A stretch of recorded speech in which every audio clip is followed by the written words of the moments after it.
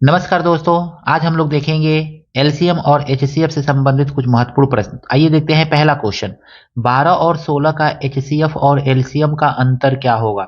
12 और 16 का हमको एचसीएफ और एलसीएम निकालना है, तो हम 12 का देखेंगे क्या फैक्टर होता है, 2 गुणे 3 लिख सकते हैं। और 16 को अगर मैं देखेंगे लिखेंगे तो क्या लिखेंगे, 2 गुणे 2 दूनी 4 और 4 दूनी 8 और 8 दूनी 16। इसका एलसीएम आप देखेंगे तो क्या होगा दोस्तों, तो एलसीएम हो जाएगा आपका, ये दोनों मिल रहा है तो इन दोनों को हम लोग लेंगे, फिर यहाँ पे दोनों मिल रहा है तो इन दोनों को एक साथ लेंगे, उसके बाद कोई नहीं मिल रहा है तो बस लिख लीजिए 2। जो मिल रहा है एक बार 2 अगुणे 2 गुणे 3, यानी हमको एलसीएम मिल गया, 2 दूनी 4 4 दूनी 8 8 दूनी 16 या 48। 48 मिला। और एचसीएफ कितना मिल जाएगा, तो जो कॉमन है वो आपका एचसीएफ हो गया, यानी 2 दूनी 4 4 आपका एचसीएफ हो जाएगा।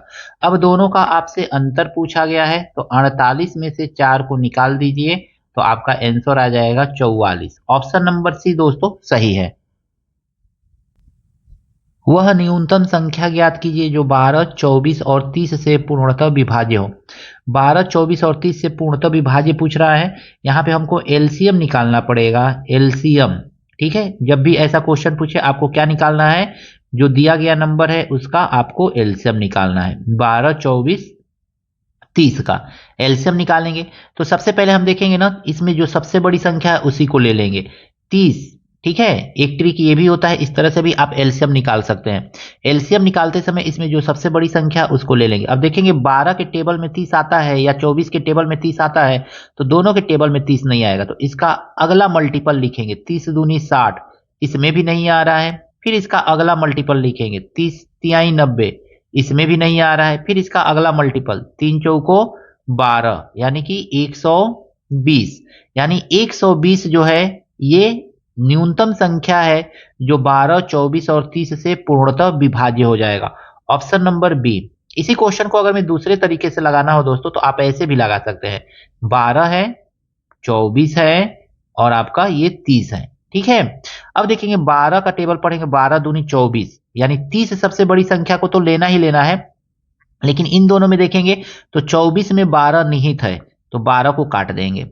अब 24 में देखेंगे 30 का कौन कौन सा पार्ट होगा, तो 6 से ये भी कटेगा, 6 से ये भी कटेगा, यानी 6 इसमें होगा तो 6 से इसको काट देंगे, 6 चौको 24 कट गया, यानी 6 इसमें से हट गया तो कितना बचा, 6 गुणे 5 बचा, तो 6 तो हटा दिए हैं, अब 5 बचा। 5 और 4 में कोई ऐसा कॉमन फैक्टर नहीं है जो दोनों को काटे, तो बस इसी का मल्टीप्लाई कर लेंगे, 4 गुणे 6 गुणे 5, यानी 4 छके 24 और 24 पचे 120। तो इस तरह से भी आप सिंपली क्वेश्चन को सॉल्व कर सकते हैं।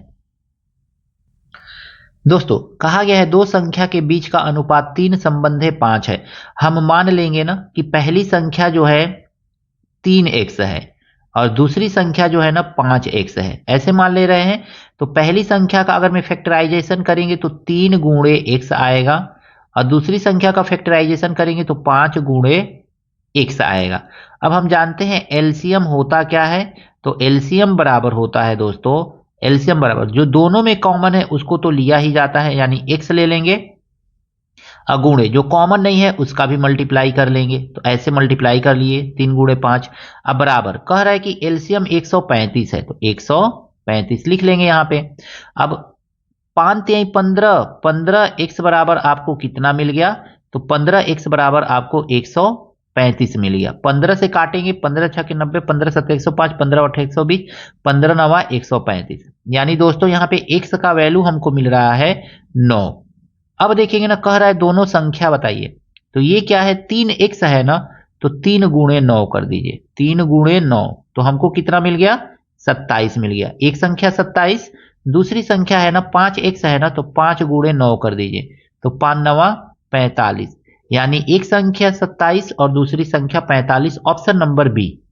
क्वेश्चन है दो संख्या का गुणनफल 45 है, यदि एलसीएम 15 है तो एचसीएफ होगा 3 होगा 5 होगा 15 होगा 9 होगा। कमेंट करके बताइएगा दोस्तों कि इसका आंसर क्या होगा।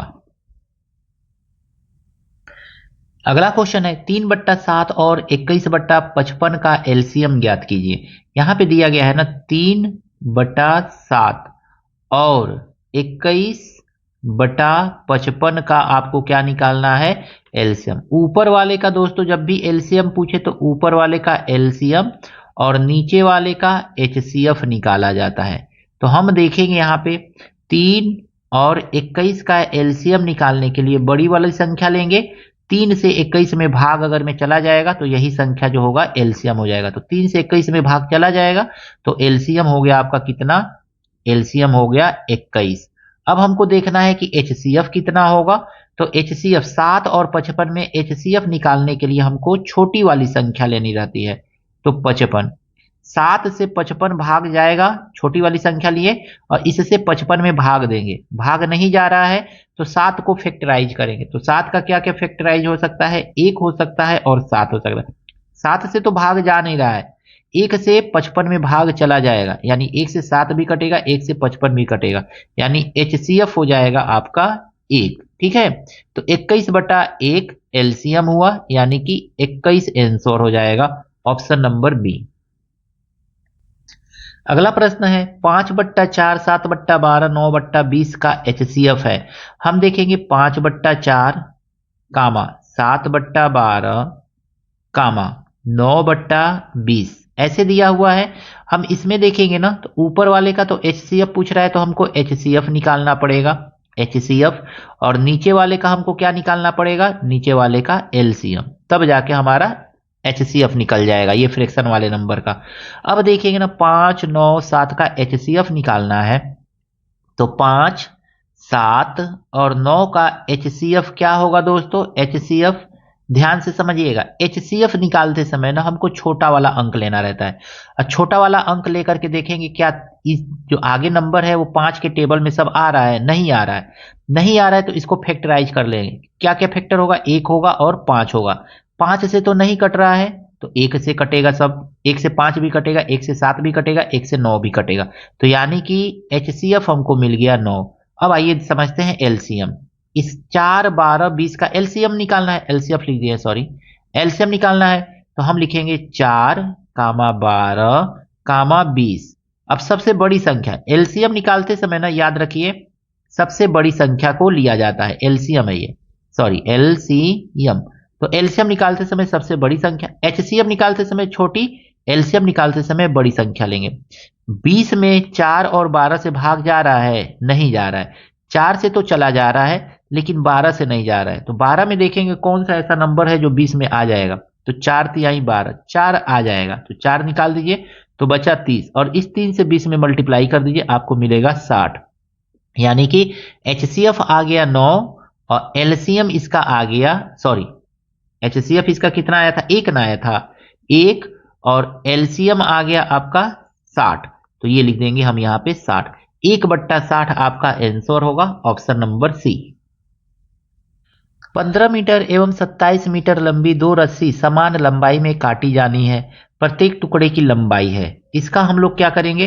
15 और 27 का हमको क्या निकालना पड़ेगा? एचसीएफ निकालना पड़ेगा। जब भी ऐसा क्वेश्चन दे तो आपको इस तरह के प्रश्न में एचसीएफ निकालना रहता है।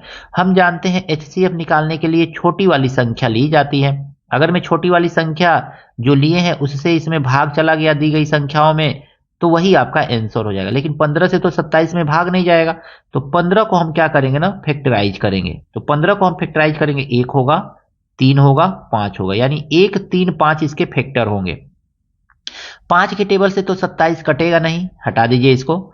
छोटा, इससे छोटा देखिए, 3 के टेबल से देखिए सबसे बड़ा देखा जाता है उससे कट रहा है कि नहीं, यानी कि जो नंबर लिए है छोटा वाला उसका जो सबसे बड़ा फैक्टर होगा उससे पहले चेक करेंगे, उससे नहीं कट रहा है तो फिर हम क्या करेंगे? छोटे वाले नंबर यानी 3 से चेक करेंगे, उसके बाद वाले 3 से। तो 3 के टेबल से 27 पूरी तरह से कट जा रहा है, 3 के टेबल से 15 भी पूरी तरह से कट जा रहा है, तो यही 3 आपका आंसर हो जाएगा। यानी एचसीएफ कितना आ गया? 3 आ गया, यानी प्रत्येक टुकड़े की लंबाई कितनी होगी? 3 मीटर होगी, ऑप्शन नंबर बी। एक प्रश्न है कि 12 मीटर और 16 मीटर लंबी 2 रस्सी समान लंबाई के टुकड़ों में काटी जानी है, प्रत्येक टुकड़े की अधिकतम लंबाई है 3 metre, 4 metre, 5 metre, 7 metre. Same ऊपर वाला क्वेश्चन है, कमेंट करके जरूर बताइएगा कि इसका आंसर क्या होगा। वीडियो कैसा लगा कमेंट करके जरूर बताइएगा। वीडियो अच्छा लगा है दोस्तों के साथ शेयर कीजिएगा, लाइक कीजिएगा। चैनल पर दोस्तों नए हैं तो चैनल को भी आपसे हाथ जोड़ करके निवेदन है, सब्सक्राइब जरूर कीजिएगा। मिलते हैं नेक्स्ट वीडियो में नए प्रश्नों के साथ। Thank you, best of luck.